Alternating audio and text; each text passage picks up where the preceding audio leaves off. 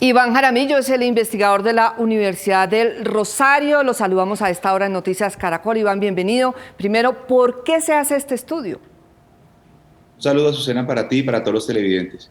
Se hace porque habíamos identificado un sinnúmero de situaciones no previstas, no reguladas, de difícil solución, y justamente se hace para identificar cuáles son las mejores soluciones posibles para privilegiar el respeto del derecho a la intimidad y privacidad de los trabajadores y el derecho de control de las instrucciones y órdenes que dan los empleadores en el contexto del trabajo a distancia. Bueno, y en este estudio que ustedes hacen, por supuesto, hay un contacto con varias personas. ¿Qué dicen esas personas y qué refleja pues realmente su trabajo en casa y la necesidad, en algunos casos, de prender o no prender una cámara para que el empleador sepa que esté allí?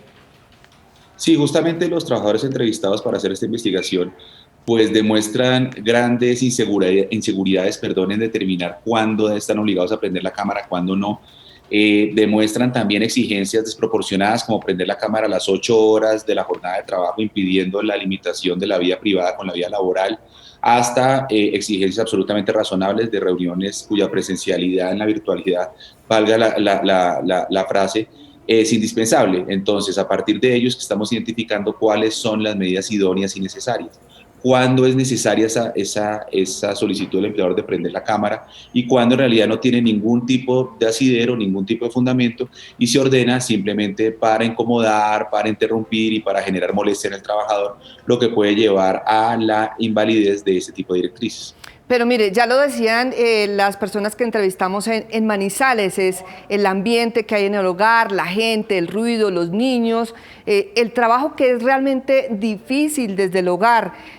¿Encontraron ustedes también, digamos, esos testimonios, esos argumentos de la gente? ¿En algún momento al empleador le pide prender la cámara?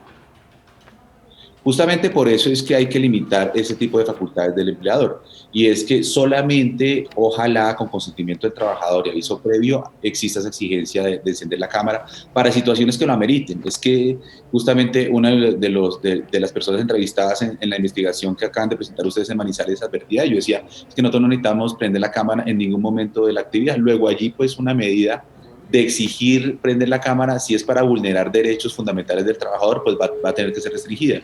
Si tiene una razonabilidad, si hay un aviso previo, si hay consentimiento del trabajador, perfectamente se puede exigir que se encienda si está ligada a la correcta ejecución del servicio. Pero si no tiene ningún tipo de relación, en realidad se trata de una medida desproporcionada que debe ser regulada y debe ser restringida en el ámbito del control de los poderes empresariales para lo que está hecho el derecho del trabajo en últimas, ¿no? Claro, y en ese documento que ustedes entregan, esas recomendaciones que entregan, por supuesto, también al Congreso de la República, que en este momento debate sobre el tema de la virtualidad y el trabajo en casa, el trabajo a distancia, ¿cómo creen ustedes que se debe regular este tema en el Congreso? Sí, justamente se están tramitando los proyectos de ley 429 y 262 en el Congreso de la República porque la regulación del trabajo en casa está incorporada en una circular del Ministerio, la circular 21 y 41, donde ya hay unas pistas de al menos respeto a los linderos de la vida personal y la vida estrictamente laboral. En el trabajo a distancia, pues hemos verificado espacios muy distintos a los del trabajo presencial, donde el empleador impone el horario de forma unilateral, hay que cumplirlo. En el trabajo a distancia debe haber un diálogo en materia de soberanía de los tiempos de trabajo y los tiempos personales. Ya la imposición unilateral pues debe ser moderada y matizada para permitir que el trabajador tenga por lo menos esos espacios de equilibrio con las actividades de cuidado personal, familiar, etcétera. Por eso es tan importante incluir en los proyectos de ley de trabajo en casa que están tramitándose en el Congreso en este momento normas específicas sobre el respeto de derechos fundamentales de los trabajadores y moderación de las facultades patronales para evitar situaciones de controversias innecesarias. Sí, ustedes ahí utilizaron el término acoso laboral. ¿Es un acoso laboral este tema? Si se lleva a los espacios de acoso, es decir, actividades repetitivas encausadas a infundir terror, angustia o la renuncia del trabajador, y tienen algún tipo de medio probatorio, pues justamente estaremos en el ámbito de la ley 1010 de 2006, que es la ley que regula en este país el acoso laboral y que no está excluido de este tipo de actividades. Luego, cualquier circunstancia que verifique las situaciones de acoso laboral descritas en la ley 1010 puede llegar a constituirse como tal y si la incorrecta utilización del poder patronal es justamente para encender la cámara y generar ese terror, ese miedo, esa angustia en el trabajador, pues puede llegar a configurar acoso laboral según la ley 1010 de 2006 en Colombia. Sí, se podría hablar también de un término medio en este tema, poder encender la cámara en algunos momentos o no. De hecho, hay mucha gente que le gusta prender la cámara y mostrar dónde está, el escenario donde está. Por supuesto, hay gente que no le gusta. ¿Habría un término medio también ahí? El término medio, Azucena, es justamente eso que está advirtiendo, es que la medida sea necesaria e idónea. Es decir, realmente para esta entrevista hay que prender la cámara, pues hay que prenderla porque es un ejercicio en el que tienen que ver mi imagen, tenemos que ver la imagen de ustedes en el noticiero, etcétera.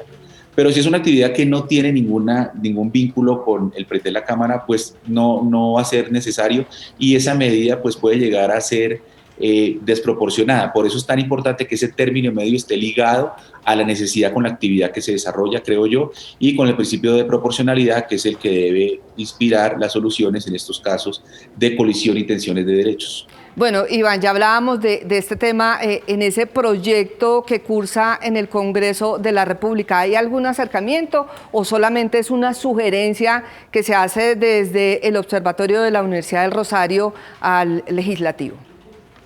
No, justamente nosotros intervenimos en la audiencia pública que tuvo lugar el año pasado en noviembre. Enviamos obviamente unas recomendaciones, no solo de la regulación de los poderes patronales, sino la inclusión de derechos que están en el proyecto de ley, pero hay que reforzarlos, por ejemplo, derecho de desconexión para limitar la jornada e impedir que estas modalidades de trabajo a distancia generen el crecimiento exponencial de horas de disponibilidad de los trabajadores, recomendaciones de adscripción a las medidas de salud y seguridad del trabajo que están en el proyecto original, pero que hay que remodelar para impedir que por esta vía crezcan y haya un crecimiento exponencial de las situaciones de accidentes de trabajo y enfermedades laborales por ausencia de medidas de previsión y de prevención. Justamente hay todo un catálogo de medidas que sugerimos, pero entre ellas esta regulación de los poderes patronales en el ámbito digital, de las tecnologías de la información y las comunicaciones, se incluyen en el texto que nosotros presentamos al Congreso de la República, por supuesto. Bueno, pues Iván, esperemos pues que esas recomendaciones que ustedes hagan, que hacen en este documento o en esta investigación, pues sean tenidas en cuenta por el Congreso de la República. Muchas gracias por estar con nosotros en Noticias Caracol. Un saludo para ustedes y para todos los televidentes.